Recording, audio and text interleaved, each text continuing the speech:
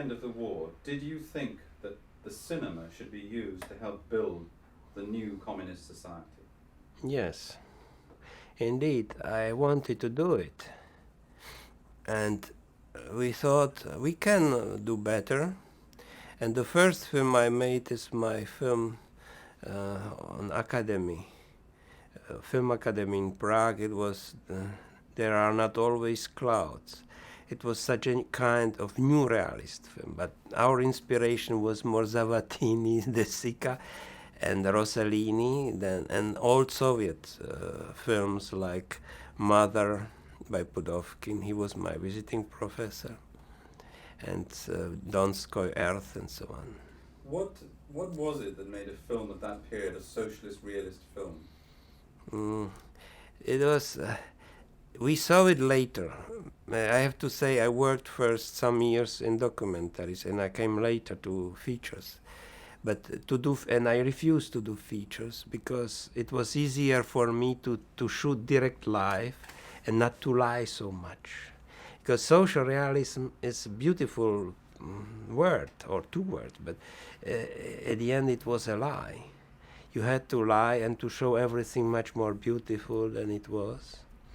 And then I came to Soviet Union in 1952, flying to China, People's China, to shoot documentaries there, and I saw this poverty. And I saw it's a big lie. We saw films, feature films about kolkhoz stories, kolkhoz farms, excuse me, and it was terrible what we saw, this poverty, and they showed at Potomkin villages. So I saw it a lie, so I couldn't lie more. So it was. To what extent were you told as filmmakers the sort of subjects that you had to film and how you should film them by the party? Till this time, till 50s, I believed that party is right. And then I saw party is not right. And most of party is not right. And who is killing people? Who is shooting people? Sending them to prison? Friend of my father was sent to prison. It's the countryman, the head part, František. Frank is the part of it. So I asked why. And the same way I said Nazi system is impossible because they killed people in concentration camps. We knew it. And Germans knew it too. They are not unguilty in many ways. So after my father died in Auschwitz, I knew I can do nothing with the system, just fight against it. And then I saw this system. I thought it's okay. I read Marx and Engels, and they were very smart men, but idealist in many ways. So I saw it's totally different, and so.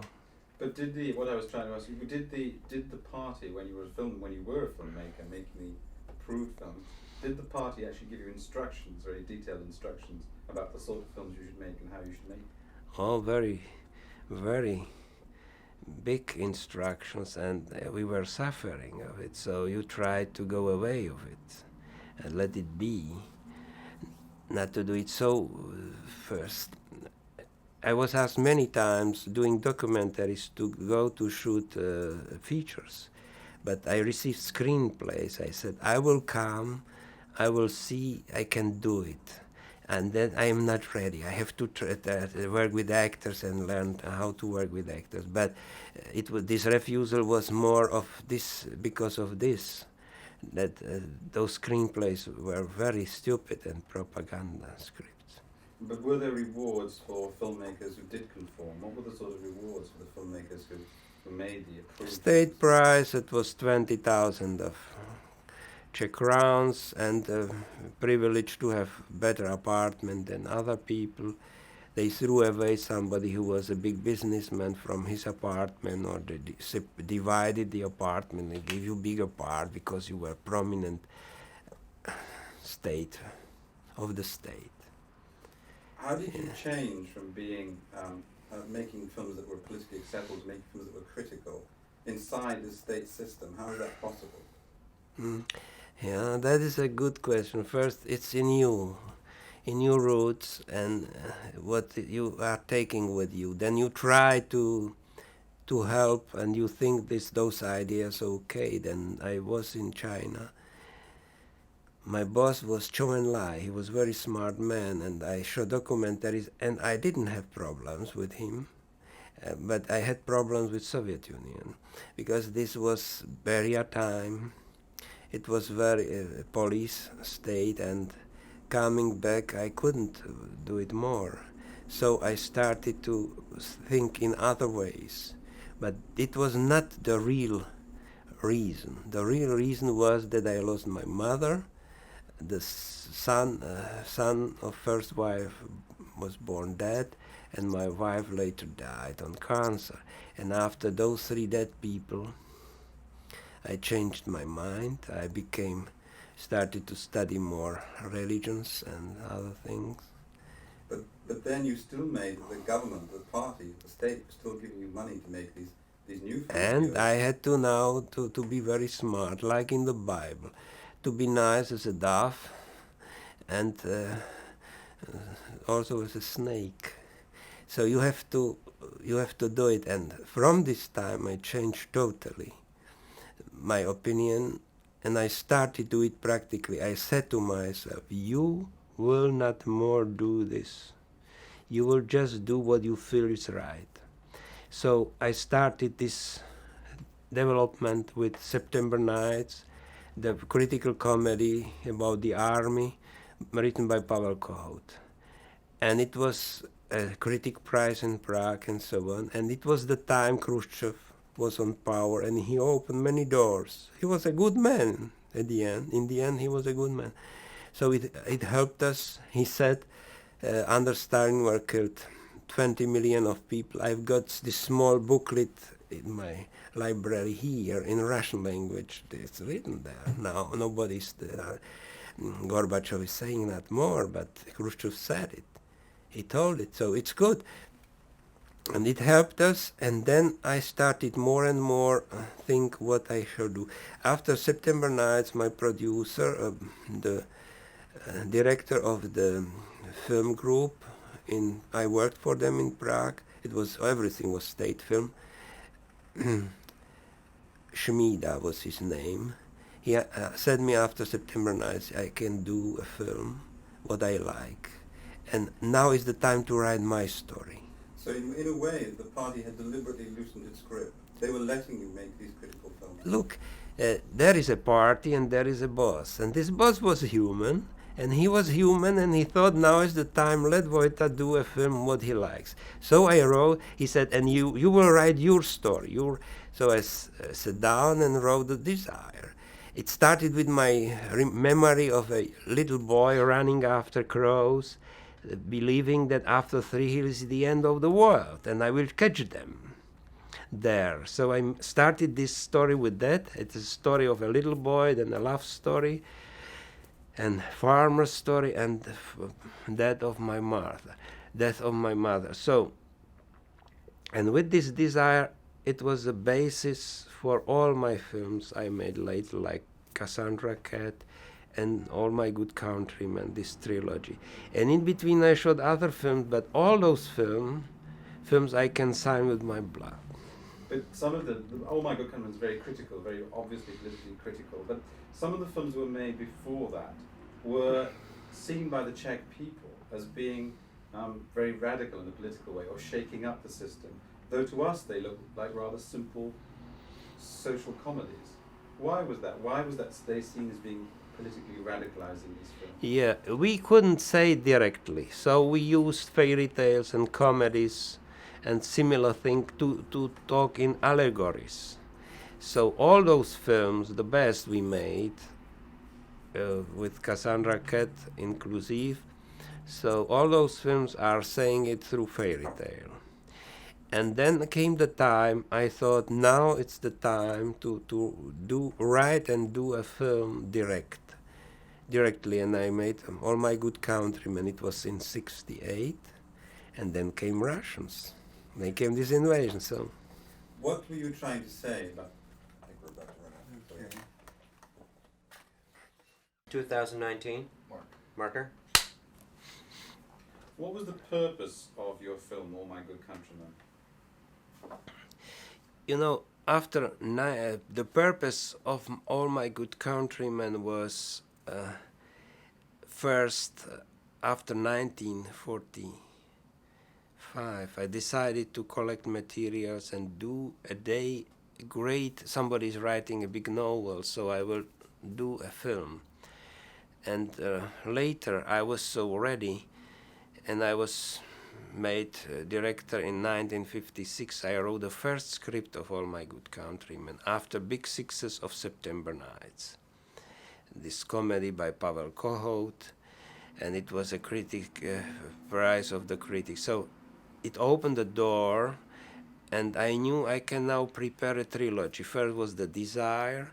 I shot in 57, 58, then Cassandra Cat 63, and Countrymen came till 68. So first script I wrote in 45, and censorship started to work. First, the censorship was the artistic committee, but it didn't come to artistic committee because it was too official, because there were writers, politicians, and so on. It didn't come there. It came directly from this film group to general director of cinema, from general director of cinema to committee for cinema of the party, and they said to me, never, never. You cannot never do this film. And it was given also to the committee of inner ministry of inner affairs. So it was a trinita. What was it that they objected about? What made All My Good Countrymen so dangerous?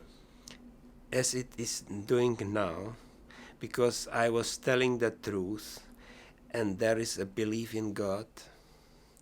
And as you know, communist ideas are not connected with that. And I was saying real life, how is, because you cannot write easy somewhere you don't know, but if it is your village, your neighborhood, and your neighbors, you do it. You know exactly every step of them. So I decided to tell total and directly the truth, to do it, to tell the plain truth, and I did.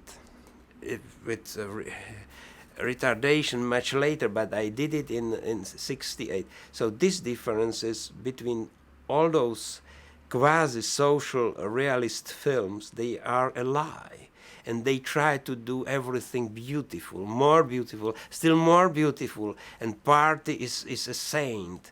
Party secretary is a saint man, and a nice man, and he's like a Holy Ghost, and everything is so in this way. It's a big lie.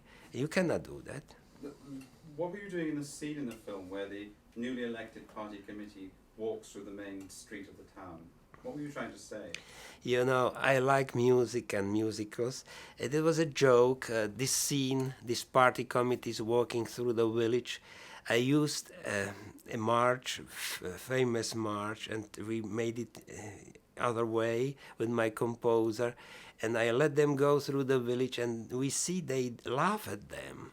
They don't like them. They know them very well, what people they are, and it is impossible to do it at the end. What sort of people were you trying to suggest they were in that scene? But they were three people. Organist, he was a nice man. He helped a lot Soviet army to succeed because he made for espionage. This guy was he believed in communist system. He was an organist, and in the war he played international. So we like to go to the church to hear international play on the Nazis. Just a joke. So we like to joke. We Czech people. So this organist was a nice man, but then he saw it's impossible to go ahead in his way. He stopped, and he became only, he worked for nature things and reservations. So he left. And the other characters, what were they? They were poor, mediocre people. So system like communist system and fascist system, for example, Zavatini sentence was this conspiration of mediocrity, of mediocres. So they used a lot of mediocre people because they killed the best businessmen, the most talented farmers, the biggest farm, the greatest farmer mostly was the best farmer. It was not only he had it to do it well, he had to be very good. And they were put into prison and killed and so on. In the other scene, the other very strong scene, is when the good farmer and the other farmers are being coerced by the local party to join the collective farm, which they're supposed to join voluntarily. Why did you make that scene particularly so strong, and what effect did it have on people? There are, in the film, are two kind of scenes, how they will bring farmers into the collective. First, it is violence, to send them to prison. And later, second time, it came later under President Novotny. It was a system to ask people to do it and ask them again, and sign. They didn't kill them more, they didn't send them more to prison, just Frank, the head part. And other they asked them to do it, but they refused and said, after František, we don't. But at the end, they did. But they left again. And it was necessary that Frank survived, and he came back from prison, and he became president of cooperative that everybody was going to the cooperative. It's not bad idea, cooperative, but because this big agriculture you see in United States, in Canada, 2% of farmers are giving food for whole world, but what was wrong with the force?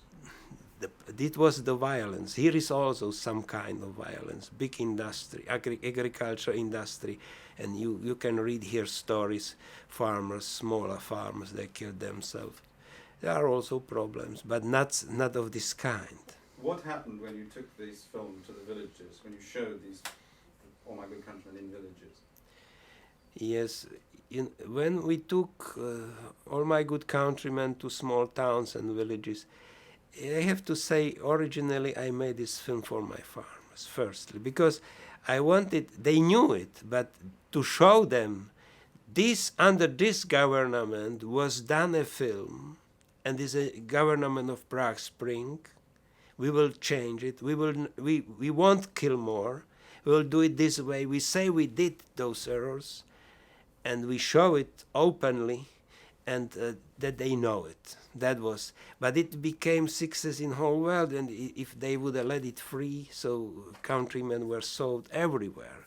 What was the impact of all these Czech films that were made in the mid-60s on Czech society? What did they do to Czech society? I think those films of 60s and after 60s, they made impact. We were first avant-garde, before literature. Literature came a little bit later. A little bit, but almost the same time. So we made influence on development of our society. But problem of Prague Spring was that our movement was more of intellectuals than of farmers and workers. They supported it, but it was problem of intelligentsia. But did the cinema reach out beyond the intelligentsia? Did your film? Yes, we came to millions, and people till now they love it. And All My Good Countrymen, secretly you can have tapes in Czechoslovakia, you can see it. So people know it, also young people. It's like a legend. And what was it doing to people psychologically when they saw this? When they went to the cinema and saw a film like that, what did they think? The people, they see it now, so young people don't understand it really. They have to ask their parents, and they have to explain to them. They like it like a movie because it's beautifully done, but they don't understand really. But what do their parents who lived and that period, most of parents are crying after the till now. Also people living in United States ask me to give them tape of it. They go to mountains with other friends, show this tape of All My Good Countrymen, and first they cry. And why did they cry? Because it was a great possibility. I tell you, this Prague Spring was a great possibility for Czechoslovakia to be more free, to work on the spoiled society, to do it better, to say we did murders, we will do better, and it was very free society. Those some months of 68 was one of best parts of my life. 2020 marker. How did you get Czech Rhapsody through censorship? Czech Rhapsody is a very special thing. It was a film for Osaka exhibition. But I wrote a script and I said to me, first I will use math because I knew Chinese and Japanese, they like it. And I wrote the script without one word, only music and sounds. But I gave it to Galuška, Miroslav Galuška, who was president of Czech part of exhibition in Osaka, and over him was Minister Kahuda. He read the script, written every shot, and he said to me, if you will shoot this way, so dove and snake, I was like a dove, but other way I had to be a snake. I will do a beautiful film and propaganda. So I shot some industry and those things, but at the end I made the same and much stronger and there is only frost and ice and there is everybody is in black and they are playing such a funeral march, but there is no coffin. And everybody is looking where is the coffin because we are not more free. So I made many things this way. So I succeeded to do it. And after this film was ready and it was shown in Osaka, it was big success. It was, I think, nominated for documentary Oscar also. And in Osaka, the Japanese president, loved it very much. So after it was banned, he showed it again. He asked to show it. And I was asked to the committee of the party. And two ladies were there and other people, and they asked me, Comrade Jasný, what did you make with this film? What you wanted to say? And I smiled and said, my dear comrades, ladies, you see what I showed, and what I showed I wanted to say. So I smiled, but my knees were weak, because I didn't know I will leave this room home to see my family. And they said, you wanted to show our country and Soviet invasion. And so they were smart. They knew exactly it was a story I said. But I wasn't imprisoned, so... What did they say to you then?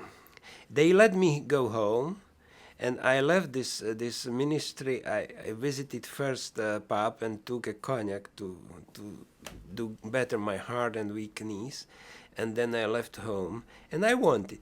And some days after that, I was called to general director of cinema. He was earlier my friend, Mr. Pursch, Dr. Pursch, and he said to me, Vojta, you made All My Good Countrymen. They are banned. Now, you made Czech Rhapsody. It's banned. And if you will do third film of this kind again, you will go to prison, and me too. And they lost positions, the minister, and you are now losing your two, and you have to, if you will save your life and everything, you have to do a film glorifying a secret policeman, and it's you, and you have to talk openly on the TV and say that you made a mistake with All My Good Countrymen and with Czech Rhapsody and everything, and now you know you made only mistakes and now you will do better.